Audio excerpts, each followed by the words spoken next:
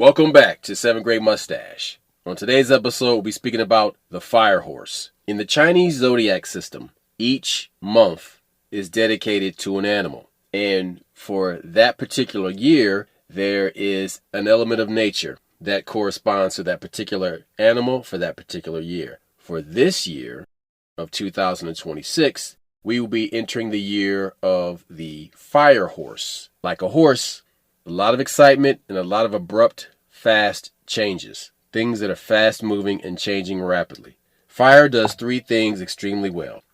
It exposes what cannot survive honestly.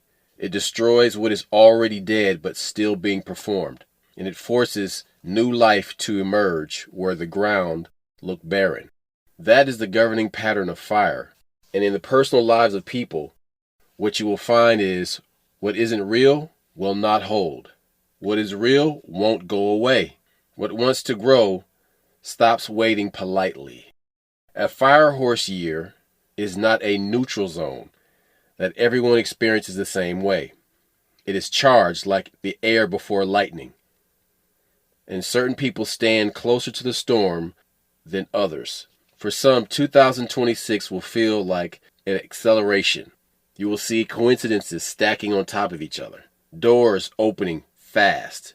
Instincts getting louder than logic. An almost physical sensation of, I can't go back to the old version of my life. For others, it will feel like pressure. Truths surfacing that are inconvenient to ignore. Relationships shifting out of old shapes.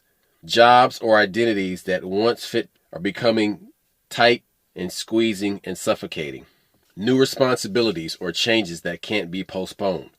And for a few, it would feel like relief, manifesting in the permission they never received finally arriving from inside themselves. A sense that the energy of the year matches who they already are. And the confirmation that they were never too much, just early.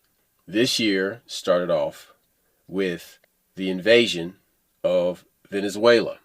I was at the grocery store yesterday and I saw a New York Times headline on a newspaper that read, "The U.S. government will now run Venezuela." That was a quote from Trump. The U.S. will now run Venezuela. That's some New York mafia talk. Greaseball, lowlife, scumbag, slumlord type of talking. That type of speech. You're going to run a country that you don't occupy, you're going to run a whole foreign country?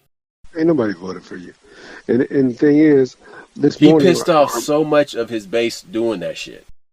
I don't know if he did. He did. I talked to some of those people, man, and they're telling me they don't like that shit. And these are old white people. Look, the president of Venezuela and his wife, Maduro, they're already up here. They flew him up here. And I'm like... It's regime change. Yeah. If they were arrested, like you say, they didn't... Look, I haven't seen people go to jail before. They don't look like that. This motherfucker look comfortable as fuck. Yeah. Look, I get it. Regime change, whatever. They made their money. Now, my issue is Nigeria. You heard what he did in Nigeria. He's bombing ISIS locations in Nigeria. Now, remember, he just got in a fight with Nigeria a couple of months back, talking this shit. Well, they're persecuting Christians. He just wanted to bomb over there, just to flex his muscle. Nigerians already telling him, like, hey, we ain't playing that shit. Either we gonna steal all your mail or something. I'm gonna send a Nigerian prince over there.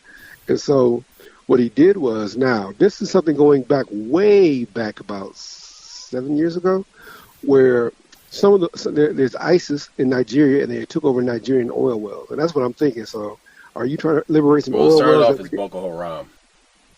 Boko Haram. That is correct.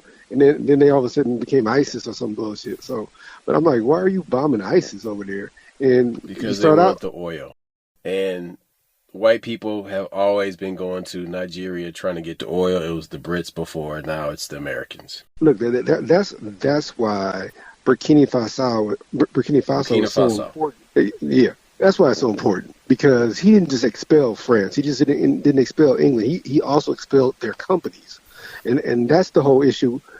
I told you about this the other day on our past podcast. There was some South African dude talking this dumbass shit on an American podcast. See, we expelled the white people. It's harder to run a country than you think. No, it's not. It's not. That's not the issue. Oh man, and I'm like, that's some second place mentality right there. But the issue is you have civilizations and societies so much older than the ones in Europe. So you were doing fine back then. But my issue is the fact that when you leave these companies in place, when you allow Bill Gates or whoever else to come over there and set up and pay off people and do the same shit, all you do is call you got rid of the dog, but you still got the fleas. You know what I'm saying, my nigga? So you can't do that shit. Yeah, you can't. What you said is absolutely true. To say that we're going to run a country, and there wasn't. Now, I'm sure there's some bad shit going on over there, but there's bad shit in America. It's just odd how y'all pick and choose when you want to step up, or you pick and choose who you want to see do bad shit, because you turn a blind eye to some other nation in particular, but then some nations, oh yeah, we got to get in to help them. Like there are times when we should get involved. Like, hey, this is some real human shit. This is a civil war, and they're raping all these women. They're doing fucked up shit, but I don't think Venezuela was doing that. The only thing they were doing was not selling oil to who you wanted them to sell oil to. That's that brick shit. The fire horse year will not treat everybody the same, because not everyone is at the same points in their life. Those already living honestly may simply feel momentum.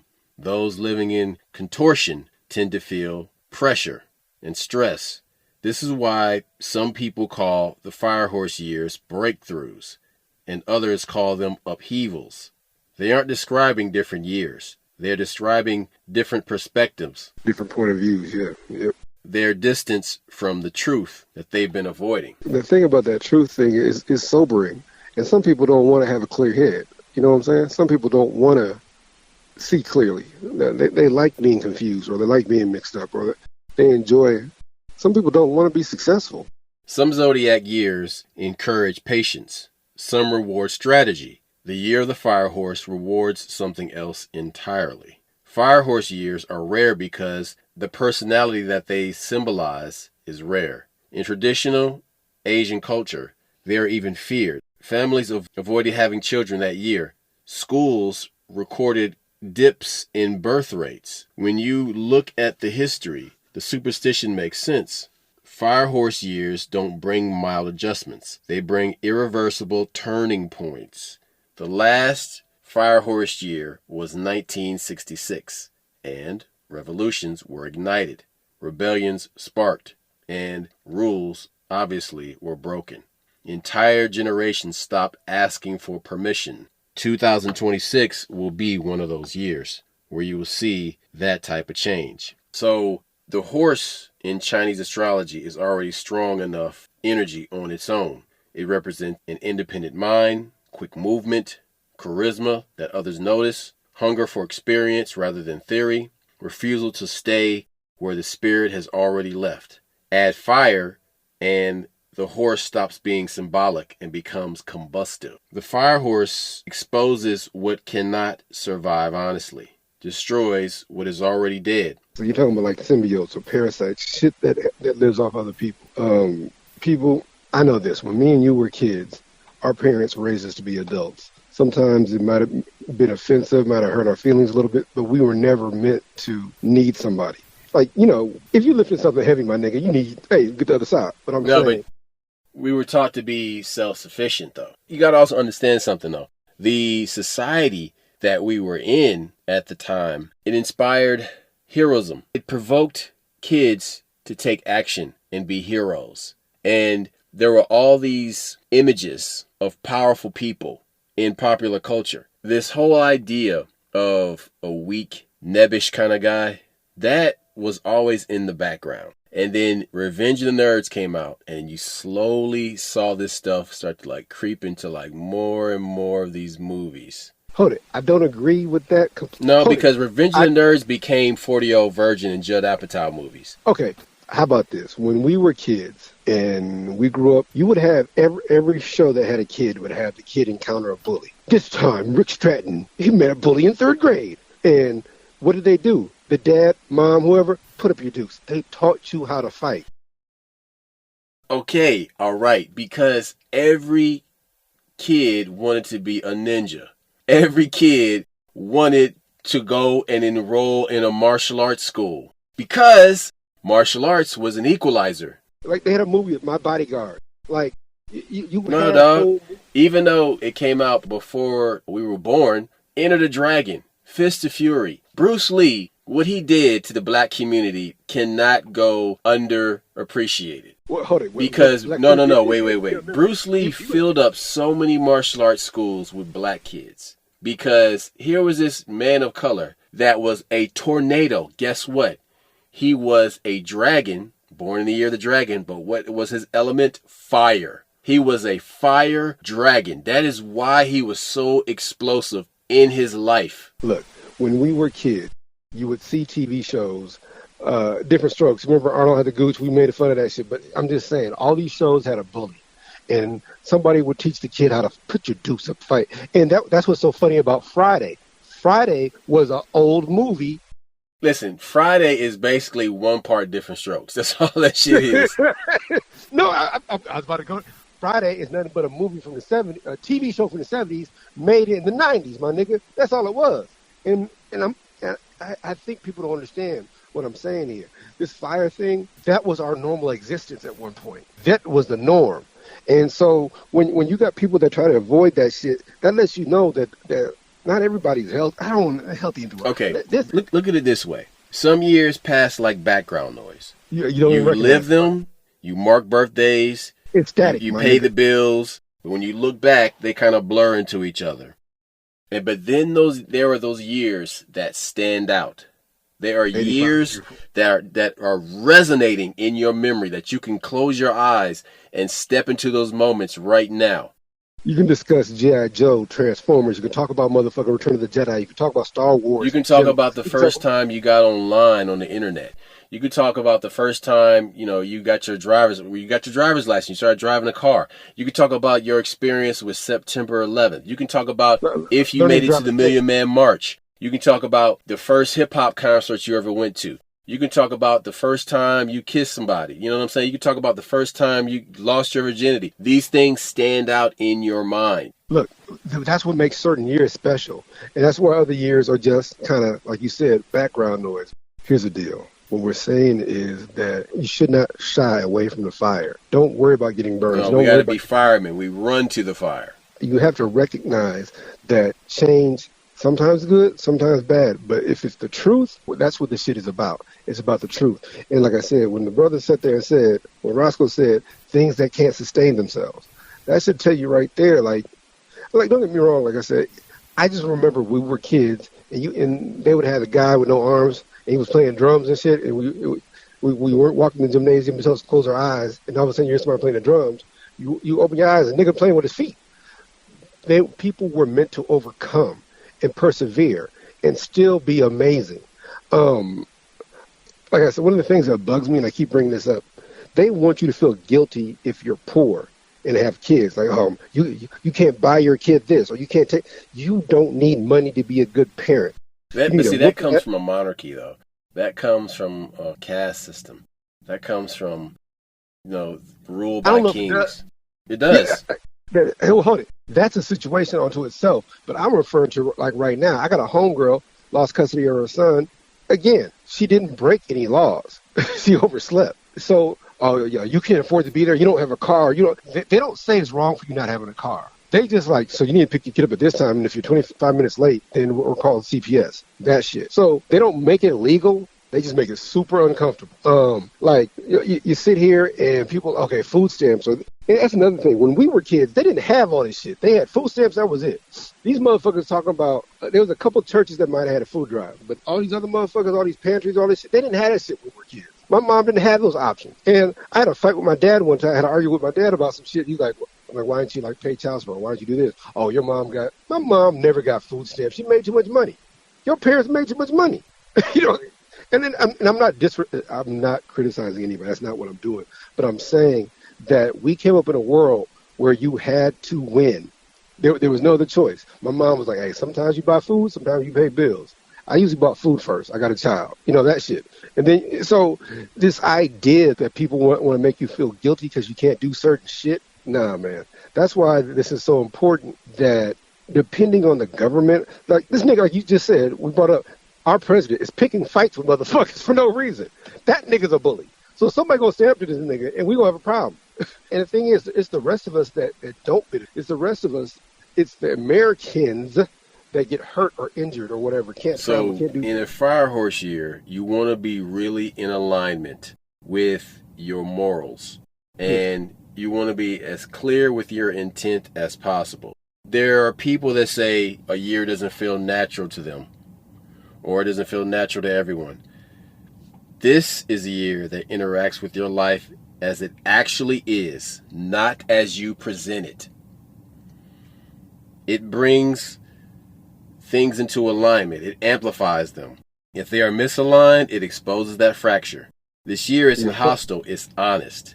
And honesty never lands the same way on everybody. Sometimes it looks like freedom arriving without a polite invitation. The fire horse does not bring chaos. It brings undiluted participation in your own life. This year belongs to the people who are exhausted from bargaining with themselves, who are done trimming down their instincts to make other people feel comfortable. The fire horse has no interest in whether your choices look reasonable, respectable, or approved by a committee. It's interested in one thing only, whether you actually show up as yourself for yourself. So 2026 isn't really asking, what will happen to me? The accurate question is, which part of you is done performing a smaller role? And who do you become the moment you stop pretending you're not already on fire? Acting is lying, and I think people forget that sometimes. Yeah, it's pretending. Yeah. Actors are the best liars, the greatest pretenders. They get up on stage once a year and they accept this huge award for being the best pretender. And everybody's like, oh, your pretending is so good. I can't believe De Niro did that. Or, yes, you're lying. You are an excellent liar. But see, and then you hear these interviews with like top level actors, and they say things like, man, I don't like hanging out with like a lot of actors because a lot of them have no personality. How about this? How about when you like an actor, you like a lot of his or her movies? And I'm not talking just political, but sometimes they talk and you're like, oh, this nigga's a fucking idiot. Like, for real? That's what you got to say? So, yeah, so literally when somebody doesn't write something for them, they're not as interesting. When you sit here and recognize that, and now, we have these things called reality shows, and now people have social media, and everybody's an actor. That's another thing. Everybody's a gangster. I am not a gangster. But that's the whole thing. Everybody, I can fight. But don't get me wrong. I can do some gangster shit when I need to. Yeah, but that's the whole gangster part. I don't have to brag about it. The nigga that need to know, the bitch that need to know, they'll find out. And either you better hope I'm on your side. You better hope I'm being gangster for you and not against you. I told you about my story at the grocery store. You know what I mean? I was like, hey, I'm going to show you what's going on, dude. I'm going to show you what's up. Roscoe will tell you, if you call me, whatever the fuck we decide to do, we succeed. I don't have that in me. I don't have a failure in me. I do got feelings. I do care about my family, whatnot, but I'm saying, if you call me, whatever task hey man, we got to do this. Or if you call me, hey man, leave your cell phone at the house. Nigga, I feel sorry for whoever we going to fuck with.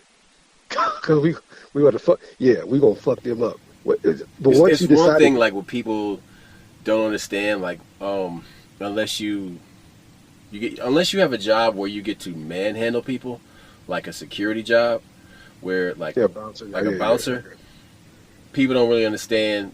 People are so afraid of that contact, physical contact now, and then you get used to it, and you're doing it every Saturday night, every Friday night. But that's what's so important. When I tell people, I don't worry about winning a fight or losing a fight. I worry about fighting. And people are like, what does that mean? It means that fuck it. If you're worried, I don't worry about winning. I worry about getting in the fight. I worry about getting my hands on somebody or giving as good as I got. Or most people when I was bouncing, I'd already sized them up. Like, okay, that person this, that person that. Okay, I'm about to go for that left knee. You kind of size them up. But you don't worry about fighting. You just, excuse me, you don't worry about the outcome. You don't worry about winning. I don't want to die. I don't want to kill nobody. But I'm not saying, this sounds very callous, but that's God's job. If I haven't pulled my gun, if I got to put my hands on somebody and they die, that's because God willed it, not because me. I'm just doing what the fuck came natural. I'm protecting my interest. I'm protecting my family. Whatever responsibility you got. But like I said, right now, whenever people talk about, I remember when they talk about gun control on The View, and old girls like, you couldn't win with that. I'm like, well, shit. Why are you worried about winning? I'm worried about protecting. I'm worried about, as you said, guarding your territory on our last one. That's so important.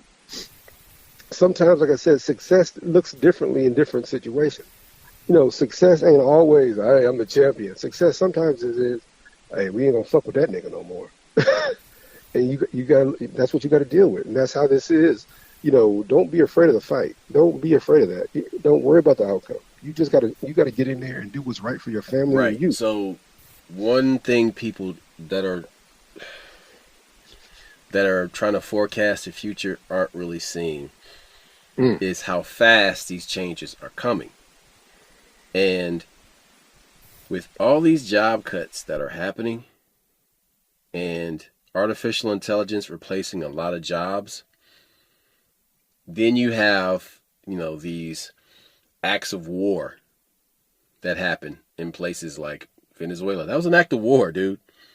That was straight up in an act of, when the president sends people to go and kidnap your president, that's war, homeboy. They just ain't got no military to fuck with the U.S. But what I'm saying is, you have this compounding of all these events. And to give you like a mindset that's even remotely close to it is September 11th. I do, come on. I knew. Because what you got to understand, if you were at least 16, if you were at least 16 years old, 15 years old around September 11th, then you would have an understanding of what I'm saying. And what I'm saying is that it was as if we were just blasted into another dimension. It was like we were blasted into this alternate reality. And we went into this darker version of the reality that we were in before.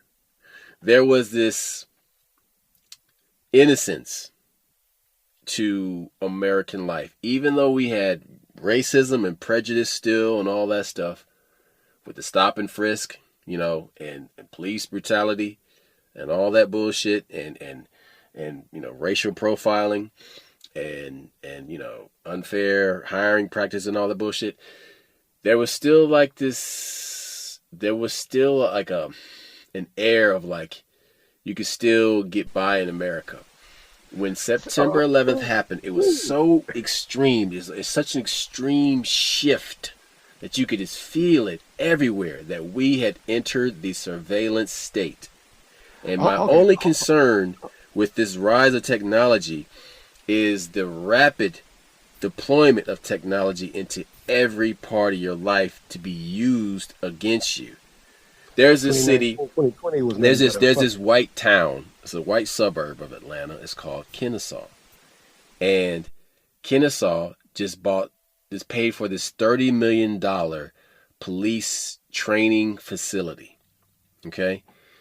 And they don't have sidewalks. And I heard this older white guy complaining about this. He was like, what the fuck is wrong with these people?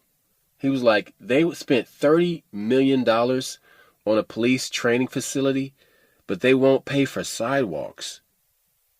This is also the one town in the state of Georgia that requires all homeowners to have a shotgun in their home.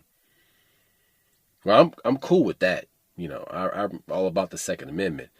But when you're not spending money on basic civic needs, like so old people can walk to the grocery store, or so old people can like walk, just walk in their neighborhood or walk, around their neighborhood to get exercise. Oh boy, that Kayashki said, hey dude, he said some deep shit. He said, man, we spend $80 billion a year. He said, when you go to Europe, they have a bullet train. Japan has a bullet train. He said they have trains that would take you from New York to Chicago in 3 hours, but we spend too much money on the military. He said it's gonna break. So that's the same situation. These deep underground military bases that are connected by these magnetic levitation trains, the Chinese are building one of these above ground. They built several, but they're bullet trains already. But yeah, they're doing that. The Japanese were the first ones. Yeah, was it the semiconductor shit where it floats and all that? Yeah. Why are we not doing that? Why are we? They are. See, there you go. There you go. You mean why are the above ground people? Why the poor people don't have those? But the breakaway civilizations have this already, and we already covered this because that's where the $21 trillion that was missing from HUD and the DOD went 2 days before September 11th. Hold it. So there's something I got to ask you about September 11th. I remember when it happened, and I'm not talking about 2 years later when we started kind of figuring stuff out, but when they first pieced together what happened, I called one of my best friends today. I called you, and we were talking, and I'm like, a lot of black folks weren't tripping on it. Not for the reason you think. It's like, listen. Every militant black person just laid down and got quiet. They was cool with it. All the gangster rap music was done. There was no more thug shit. There was no more gangster shit. There was no more revolutionary black people conscious. Nobody was saying a fucking word. Everybody just played along. It was just like the beginning of the pandemic. Hold it. That's why I was saying when you were talking, 2019 and 2020 were nothing but a September 11th. But hold it. Like, let's talk. See, we grew up on militant hip hop, but you remember the Coup had an album with the building blown up on. They got in trouble for that shit. Like, they started fucking with them niggas about. Like, no, we didn't. We did this album 5 years ago. Nobody knew. Nobody knew. And then you got to remember the World Trade had blew up before. That's why you were hearing niggas say, "Hey, blew up like the World Trade." Not because September 11th. They're talking about when. So, but here's what I'm really trying to get at. When it happened, I remember talking to Day-Day, and I'm like, man, see, we're just so arrogant. We have the best Air Force. We knew nobody could attack us from the sky, and these niggas did it with box cutters. Now we know now that ain't the full story, but the idea of a terrorist attack where somebody hijacks a plane and flies into a building is something that we didn't think about. We thought conventional weapons. We're thinking, hey, ain't nobody at the airport is Air Force. I said airport. Air Force is good as ours. That's how we came to the party. Like, nah, nigga, I'm good. Can't nobody fuck with us. And then somebody did something a little backwards, and they stole a biplane and flew into somebody's house. That shit. Yeah, that we were under attack, and we just didn't expect that kind of attack to happen. Now we know. I'm sure we know now that the that military was told to stand down. They were there's all supposed kinds to of run shit drills, and they were basically it was a bait and switch. They were basically given something to do to keep them occupied, to keep them away from home. George Bush out there reading books to 3-year-olds and shit. But the point I'm making is that when it happened, there was a lot of people that was like, yeah, y'all arrogant. You just knew this couldn't happen. That's what I'm talking about. And a lot of black folks, not like we were on the side of the terrorists, but we were not on the side of America at the time. And I remember when the election happened like a couple years later, and everybody voted for Bush. It happened. No. Listen. Everybody voted for George Bush. They was clowning him. They said he was an idiot. He looks like a fucking chimpanzee and all this bullshit. You know where I'm going with it. And they was talking about how stupid he was. And then September 11th, and nobody talks shit about him anymore. But then what you started to see week after week is how that administration told bald-ass lies on news every week. And I'm like, yo, is nobody seeing how these motherfuckers are lying? And like just tripping over their own fucking lies? And like whatever the fuck they were after, it wasn't just oil, but that's not the point.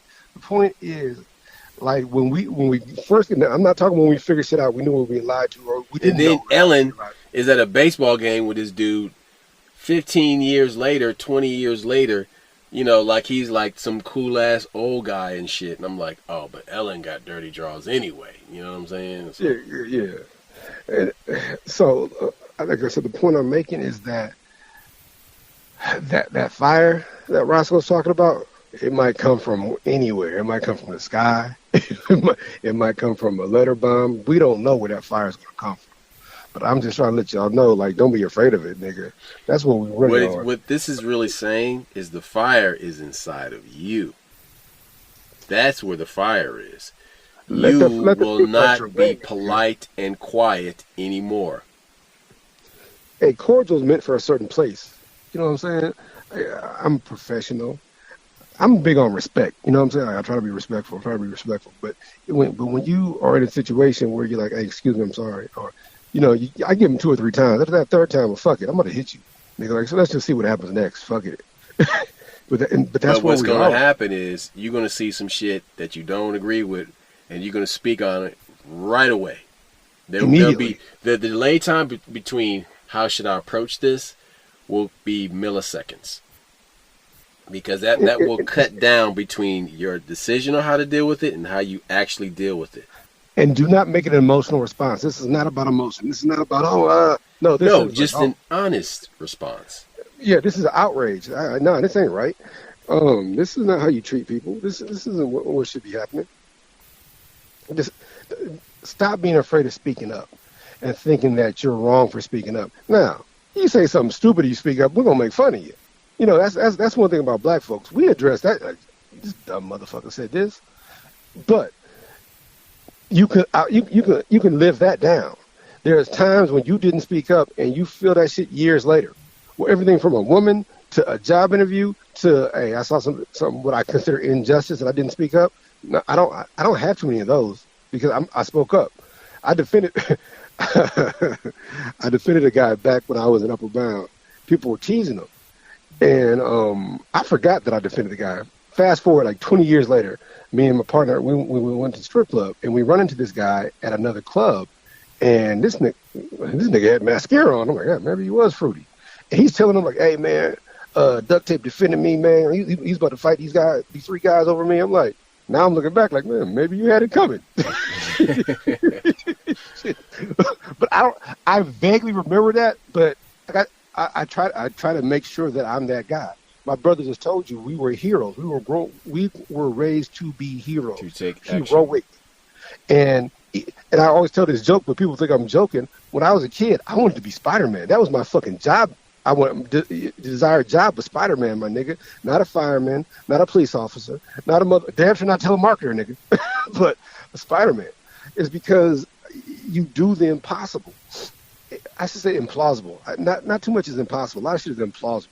And like I said, you know me. If you like, hey, I need this, I need help, we're gonna figure out how to do it. Whether we got the money, whether we got the tools, whatever the fuck it is.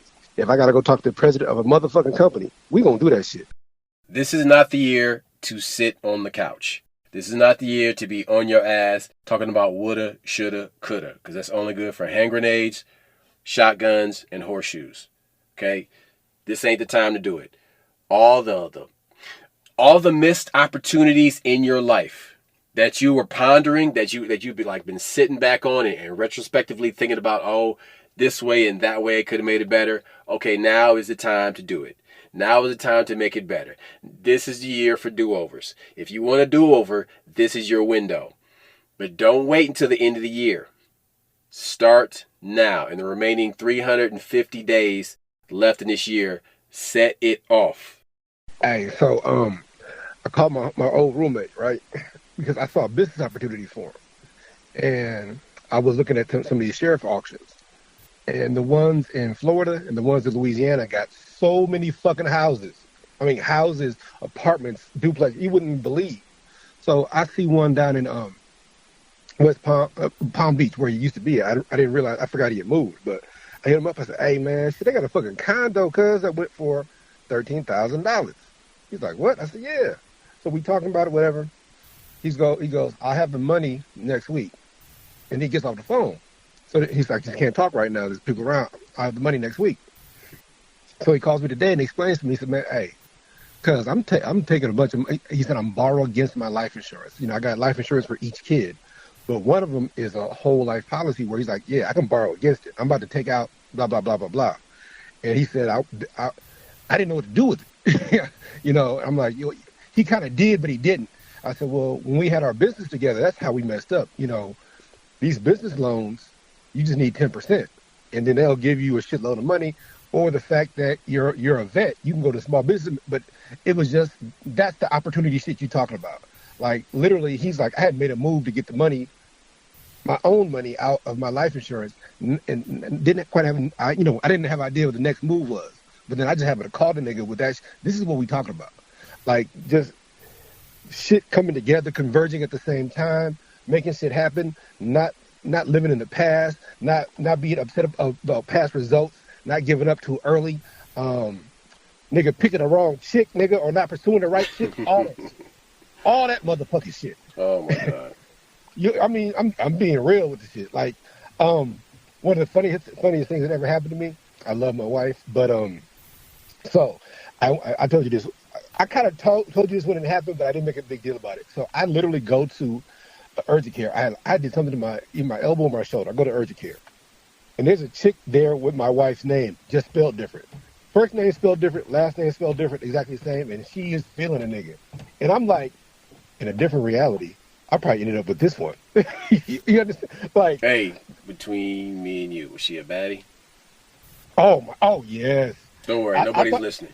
Yeah. I thought about going back to that location with another injury, nigga. Just like, oh, okay. But, you need some whatchamacallit, you need some material for the spank bank. I got it. Yeah. But the whole thing, when I say the exact name, first name same starts with an A. Last name No, don't do it. Don't do that. Yeah. And so it was just like, it was just that moment where I'm like, I'm gonna tell you a crazy one. I'm listening. So you got my undivided attention, my nigga. One time, this is like after I broke up with this one of my exes, right? And I met this woman. She looked exactly like her. Had a little more swag than her, and was not as uptight as her. The crazy part about it is, when our first interaction was an argument, and then we kind of like apologized to each other. Then I realized, oh, this can't happen, because I wasn't a free agent at the time. Yeah, but that was a residual shit from the one that you was breaking up with. That wasn't even her argument. I dealt with that shit like, hey, bitch, you should have said this to the last nigga, because I'm not him, and I didn't do that. But what I'm talking about is there are 100% parallel realities, and you are killing it in those parallel realities. You are not doing well at all in those parallel realities, or you're just a mirror image of yourself in these parallel. There are all these different possibilities. It's like that Jet Li movie, The One. Yeah. First things first.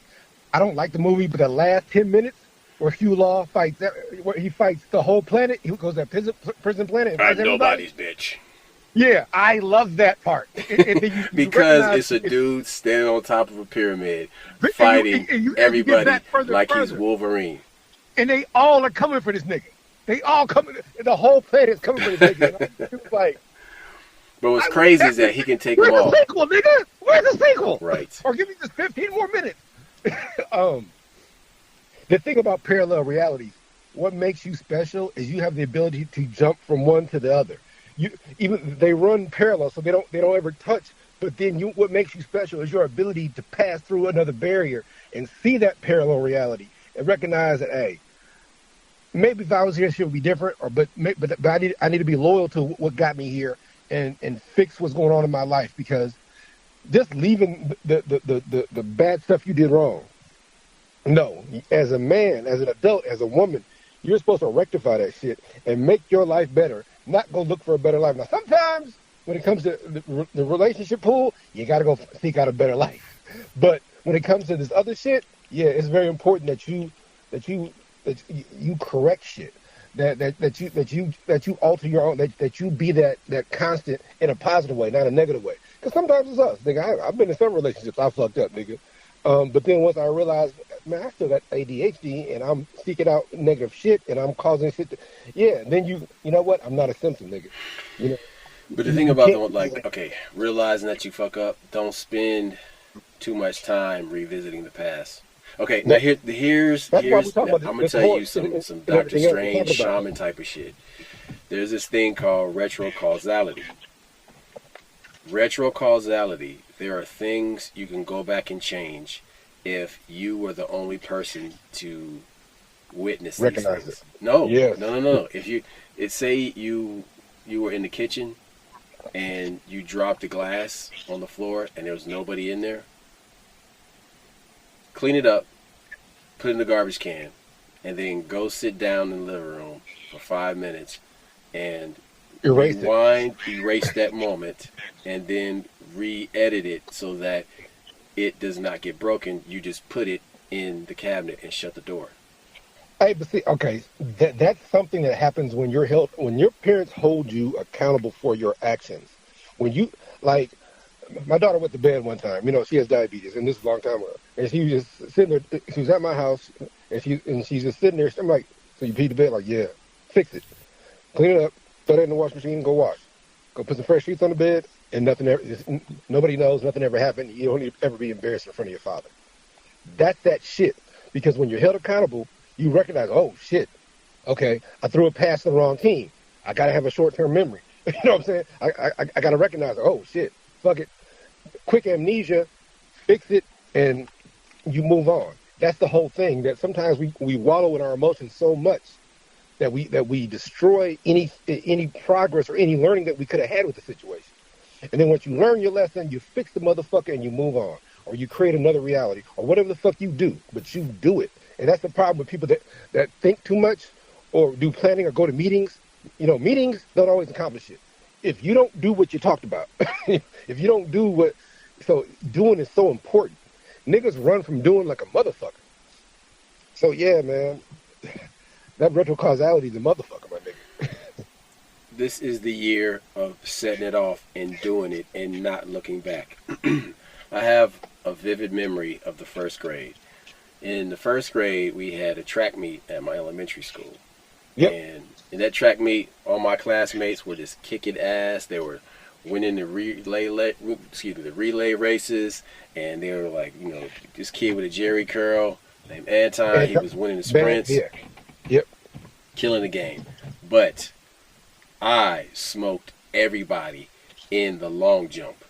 In the long jump, I got that purple ribbon first place, and I kept that purple ribbon for a long time because I remember when I was a little kid, I would come home after like playing outside, and I would have it like either like in a book or like on the wall somewhere, and I would just look at them like, yeah, all right. Nigga, you think about the Olympics, nigga, because like we would have the track meet, I'm like, and then the Olympics would come on, and you're like, nigga, I'm gonna do that shit, cause long jump, nigga, I can do that. Triple jump. But that's the thing, though, is like I remember when I did that, dude, I felt like I jumped from here to the moon. You know what I mean? Like I put everything, every effort into that, man, and I just exploded. I think I jumped like, it must have been like, I think it was between 7 and 9 feet. No, I thought you did 11 feet because it was far, dude. It was far as hell. Look. We used to practice long jump, like because the sand pit was just available to us. That's right. That's right. And we could just go up the top of the hill and just and go and do it. Yeah, but behind the soccer field, by the bushes, that's where the sand pit was. Nigga, shit. It was behind the goal, behind the soccer goal. The only thing we didn't have was a grass rake, because you had to have a rake to clean up the sand pit. But everything else, nigga, we put a stick there and jump, nigga. So, like, yeah, practicing. That's the retrocausality. We fixing some shit. Like, next time I do this, I'm gonna be the best. Next time I'm gonna get higher. Next time I'm gonna get more lean. All that shit, technique. So, like I said, don't talk yourself out of your greatness. When I say this, it sounds fucked up. I'm not saying anxiety ain't real. I've had anxiety. We've all had it. But if you don't learn from it, if you don't have your kids do difficult tasks, if you don't support them, if you don't support yourself, if you don't support your mate, because sometimes, like, when shit goes wrong, we turn into a third grader. We revert back. So sometimes it takes somebody to snap us out that shit. A close friend, a brother, a sister, they gonna be like, hey, nigga, come on. Like, hey, Unc, thanks, man. You pulled me through. And then, because for that one moment, you go back in time, and you're only going back to a bad place that's triggering you or hooked you or whatever. But you got to recognize that, hey, man, that shit can be corrected. And once you recognize I'm not I'm not an 8-year-old anymore. I'm a 35-year-old. I'm a 40-year-old. I'm a 55-year-old. I'm like, look, I've done amazing things in my life, and this is just one more thing. And you just got to do that shit. So that's a good segue, because the year 2026 is going to feel like the 80s. It's going to feel like the 90s. All in 1 year. It's going to feel like the early 2000s, all condensed into 1 year, where you had this burst of energy, where you felt anything is possible, where you felt invincible, where you felt tons of momentum. I remember times in my life where I could feel the momentum. I could, dude, that in Dragon Ball, in the Dragon Ball cartoon, or even like the beginning of Z, where Goku is riding on the cloud and Gohan jumps on his shoulder. That riding the momentum, I would get so hyped when I would see that part of the cartoon, because I know that feeling. You know what I mean? Like, I know what that rising momentum feels like, and to be on the crest of the wave, just rocking the fuck out. I know what that's like. Like, my parents got divorced when I was 2. My dad ain't been consistent in my life. But the one thing I do remember, when I was a kid, he would put me on his shoulders and we would go to the zoo, or that shit made you feel like a god. You ain't got to have the Nimbus cloud. Just being on your pop's shoulders, or worse, unless it's terrible. I grew up in the 70s. So my dad, we didn't have towel seats. Nigga, in fact, if you was good in school, your mom would let you stand up in the front seat while y'all drove home. That's how different the 80s were. My dad would sit me in his lap, and I would hold the steering wheel, and he would drink a Schlitz malt liquor bull and drive, and let me help. I thought I was steering, nigga. Now, looking back, my dad was drunk. I might have been steering, nigga. I might have been in full control of that vehicle. Yeah, but that car might as well be the USS flagged aircraft carrier. You know what I'm saying? Nigga, that car was the flying Nimbus, nigga. My mom had a Volkswagen Beetle. Nigga, my mom always had Nissans and shit. You know what I'm saying? Like, but the car that my mom and dad at the time, my dad had a Plymouth Roadrunner, and my mom had the Volkswagen. Dude, young black women love Nissans. I do not understand that shit, because they're okay back then. Well, okay, now, if you're talking about the 80s, when they had the motherfucking Maxima and the Stanza, remember the Stanza? If you had a Stanza, nigga, if you had a Maxima, it had buttons and shit that you never even seen before. If you had a Maxima, you had good credit, and you had like a decent job, and you was going places. A Nissan Maxima was Tulsa in 1930s. You understand? It was ahead of its time. But just niggas hadn't found out about it yet. And you was like, hey, either if you had a Mercedes or a Maxima, you was the shit. Look, I know people don't understand what we're trying to say, so I'm gonna bring it home. I think they do. Man, I think success is everywhere. And sometimes it's tangible and you don't even realize it. Like experiences you can feel, you can touch. They're not always based on monetary gain or this, that, or the other. But this year, here's the thing. Luck is preparation crystallized. That's what that is. You have to do the preparation. So there are some creative things that I am working on, and part of them involve the show. But it took all these years of recording all these episodes to provide this vault that I can draw from to make what's about to be next. And so that was years of preparation, sitting down and doing all the research for the shows, talking with Duct Tape, saying, hey, check this out. What do you think about this? Bouncing ideas off of him, or he give me ideas, and we bounce these ideas around. That is the preparation that we've been doing with this show to make steps for other stuff, because, away from the show, he and I talk about like other ventures and stuff, you know what I'm saying? But so when you are listening to this show, and if you hear, us talking about, things are going well and this and that, it's because we have been preparing for certain things for a long time. And this is the year to put those into activation. Look, I remember when we was kids, there was a show called 3-2-1 Contact. 3-2 Contact. It's the moment. Everything happened. That's it. Or when we was kids and it was about to launch a rocket, 10, 9, 8, and you would count it down and lift off. That's it, nigga. You blasting off. Kinfolk, the past couple years was the countdown. This is the ignition part, nigga. I had a lunchbox that had the ignition, all that shit on the back, nigga. It was made of metal. So, for those of you who cannot set it off, who have a problem getting some motivation, I recommend you go and you listen to theme songs from movies from the 1980s. From the 80s, nigga. From the TV shows from the 1980s. Okay, you need to listen to the A-Team. Okay, you need to listen to Knight Rider. Okay, you got to put on some Miami Vice. Definitely got to put on some Miami Vice. You know what I mean? Some Jan Hammer. Jan Hammer was just killing it on Miami Vice for the soundtrack. Yeah. You got to put on some Scarface. There's a song, Push It to the Limit. Yes. That shit, nigga. Yes, like, you got to put on some Top Gun, first one and the second one, Maverick. Put that shit on. Dude, if you got to get motivated, there's all types of shit from the 80s and 90s you can watch that'll fucking motivate the shit out of you. I'm like, the music was so different. I remember Jefferson Starship, the movie Mannequin. And build this love together. Or Rocky, nigga. Rocky has some, we all know Eye of the Tiger. But Rocky has some, like, theme songs in that motherfucker that, if you couldn't persevere to that. This year is going to be Reading Rainbow on cocaine. No, this year is going to be Rocky running through fucking Russia and shit. Nigga, everybody else got nice cars and niggas just running. Like, through the snow. And on the other side, you got to fight a nigga when you get through it. What the fuck? That was a fight. I just went through a fight to get to a fight. And the fight I went through is tougher than the fight I'm about to go through, nigga. I'm going to show you, nigga. That's how we do it. But here's another thing.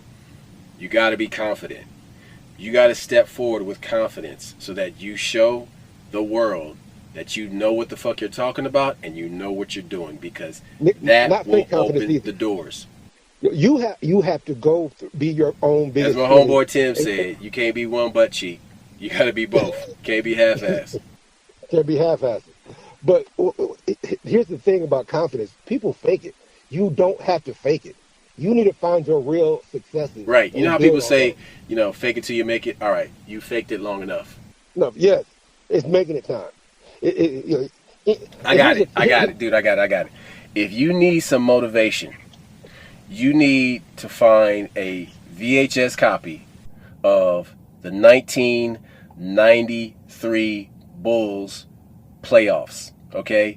Because that is when they were fucking on the edge of breaking through, okay? You need to find the 1993, 94, 95 Bulls playoffs, and you gotta just fast forward all the way to like the last 3 minutes of the last quarter of the game, okay? And when Phil Jackson has Jordan and Scotty and Paxton and all of them are in the fucking huddle, you gotta be listening to that shit. You gotta listen to that huddle. You gotta hear that music. You gotta hear the final countdown in the background. It's the final countdown. Dude, I would get so pumped up. I know people like, "Hi, it's a goofy song." I don't give a fuck. That shit would get me so fucking hyped when I was watching the game and I would hear Jordan, talking to the coach, and they're like in the huddle and it's like super fucking intense. Man, what? Because you know what's about to happen. You know they're going to give him a rock and it's about to be over, bitches. It's over. Hold it. Let's go back to when it was happening. Because there was something like, they ain't supposed to win. I want them to win, but they ain't supposed. Then all of a sudden, they're doing it. Nigga, they're doing it. That just shows you, nigga, whatever happened last time ain't got nothing to do with this time. I get the fact that, yeah, man. No, it don't. No, it does. What you did in the playoffs before don't matter. Only thing that matters is that you were choosing your destiny. It's a choose your own adventure book, nigga. And you going right every single time. But here's the thing. It's also about staying in the moment. Because overthinking things takes you out of the moment. Yes. Staying in the moment means you're not overthinking it. Like you're being reflexive, reactive. You're one with the position, the one with the situation. Being in it. Like when you teach your kid to drive, and I'm like, here, these kids nowadays want us to tell them everything. And like, hey, what are you doing this? What do you do? Like, no. You need to be present, recognize, analyze, and act accordingly. Not, I make a left turn. I do this. No, that shit doesn't always happen. You have to be in the situation, recognize what needs to be done, and ain't nothing gonna stop you from doing what the fuck needs to be done. And I think we don't even realize we do that shit every day. Even, like I said, when you drive, you make immediate decisions. That's what you need to be doing when you're in that fight. Whether it's an office, whether it's business, whether you're buying a house, with all these different situations, like if you go to get a loan and they say, no, nigga, don't stop, don't get depressed, go someplace else. Don't stop, don't get depressed, you go someplace else. I don't know what the guy was thinking about when he wrote the closing music to WKRP. But wait a minute. The lyrics are unintelligible. Nobody has no idea what the fuck this guy is saying, but he is fucking going for it. And it made it all the way to TV. Okay, here's the issue that nobody really talks about. Before 86, 88, white folks had mad soul, black folks had mad soul. Everybody was going for the soul shit. Then somewhere, something happened where, nah, it's too much soul. You don't be like them. Or what, I don't know what happened, but Malcolm, I keep forgetting you're not in love any. That nigga had soul, nigga. His voice was like silky as a motherfucker. The nigga that did the one white dude that everybody people don't even know he's white until they see him. He has a hat on, he has a tie. I can't think of the song. Yeah, I know you're talking about. Yeah, the song "The Light" that Common made he sampled. Look, what about Lisa Stansfield? Or these people were so fucking funky. No, Hall & Oates. Hall & Oates, nigga. George Michael, that one song, "Careless Whispers." Like the guilty feet have got no rhythm. This nigga's talking about a chick that had an abortion for him. Okay, bring it back. What I'm saying is the world was different where motherfuckers really were in touch with their soul. So, the reason why we're talking about that world is because you will get coming again. That is coming back for a limited time only. For a limited time only. You will have those vibes again. Those vibes are coming back. But you got to push it to the limit, because if you don't have the eye of the tiger, you might get fucked up in the danger zone. You know what I'm saying? Look. Hey, when you was a kid, McDonald's, Burger King, they would have like limited glasses, like 6 glasses, collect all. And I remember Star Wars. To collect all, and you would go and get the same one 2 or 3 times. Then you would go to somebody's house, especially the What about Taco Bell when they had like the Halloween stuff at Taco Bell? Nigga, like you go to the white homeboy's house, they would have all 6 glasses. You know what's crazy? Taco Bell would have those churro twists. And all it was, those cinnamon twists, all it was just churros. You know what I'm saying? Yeah, but they only would have them like around Halloween time, like back in the day. And then they just made them normal. Look, I always bring this up on the podcast every couple of years. Everybody on your block had a father. You know, you had the block of the fathers. And the one thing that you had that I never got to take. Motherfuckers cross the street didn't have no dad, but yeah, go ahead. Whoa! They was technically in my neighborhood. Niggas across the street was in my neighborhood. But niggas on your side of the street was in your neighborhood. Like that was the tracks. You was on the good side of the tracks. It was on the bad side of the tracks. But Pizza Hut had Priazzo. It was that pizza pie shit. And I remember your dad had brought it home. And I'm like, oh, what's up? And before I could turn around, it was gone. Y'all niggas devoured that shit. I never got to try that pizza pie at Pizza Hut. So, having a dad with certain shit that, I could ask my mom, we can't afford that. But Dad will find a way. You know what I hated, though? I hated the fucking, the personal pan pizza. Because, it was so overrated.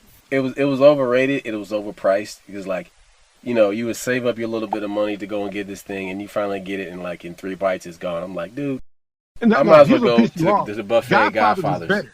Remember, Godfather's had it first. But Pizza Hut had the better name, personal pan pizza. Mm-hmm. Godfather's. And so you would go to Godfather's, and that shit would have this taste and flavor. Godfather's was fire. It was fire. I could still taste the cheese and the sauce and the black olives. Oh. Yeah. So, nigga, what we're trying to tell you people, you create your own memories, you can't create your own destiny, and we're in a time when that's going to be wholly possible.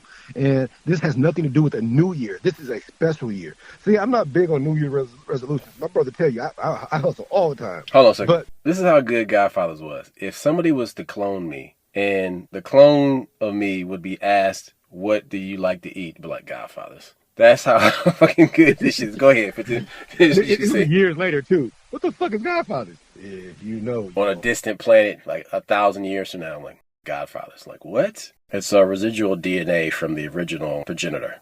Look, all we're saying, this year is an amazing year. It has nothing to do with being new, but this year this shit is cyclical. This is some shit that is, like I said, people don't know how dope the 80s were. Man, you had niggas doing cocaine at work and getting promotions. Nigga, in the 90s, niggas smoking crack, fucking up shit, fucking up a whole fucking company. But that's the whole thing, is that when it's absolute freedom, no fear. There are ramifications, but you're not going to mess up. You're not doing some fucked up shit. You're doing important shit in your life. In a bigger scheme of things, you are responsible, and you're taking care of that shit. Building your family, building wealth, building legacy, buying land, passing it down to your kids, teaching them what to do with it so they don't fuck it up in 2 generations. That shit, my nigga. You do it. Do it. Do it. Hey, rum and coke, do it. Do it. But seriously, this is the time. Now is the time. Any book that you've been thinking about, do it now.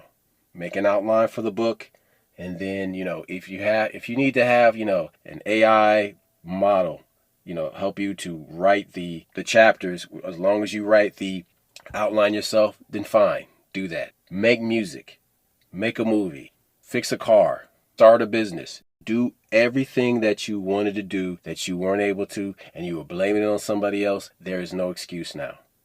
Because you know what's going to happen? The energy inside you is going to well up so much, and it's going to burst through your eyes and ears and every orifice in your body that wants to create will create. And instead of, making more offspring, put that to the side and create the thing that you always wanted to create. All those things are your offspring, though.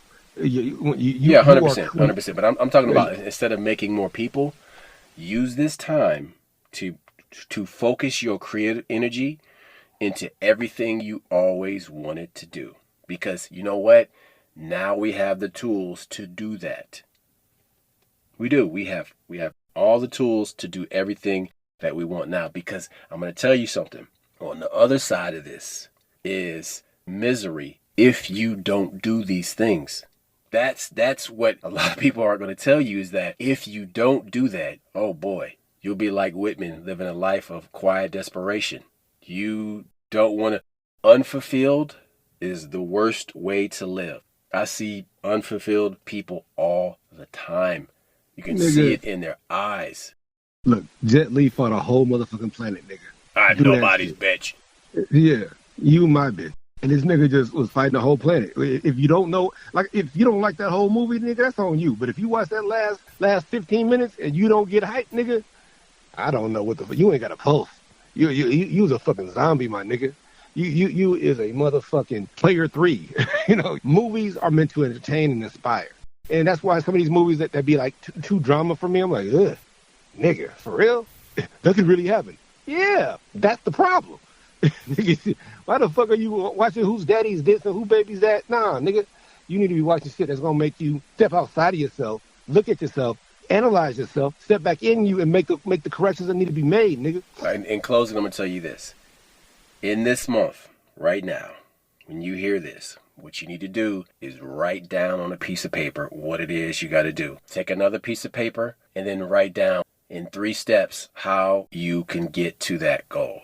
And shorten it and make it as fast as possible. Even if you have to make it super fast and have a rough version, then make it again. Remix it and make a better version, but even faster, because you know how to do it.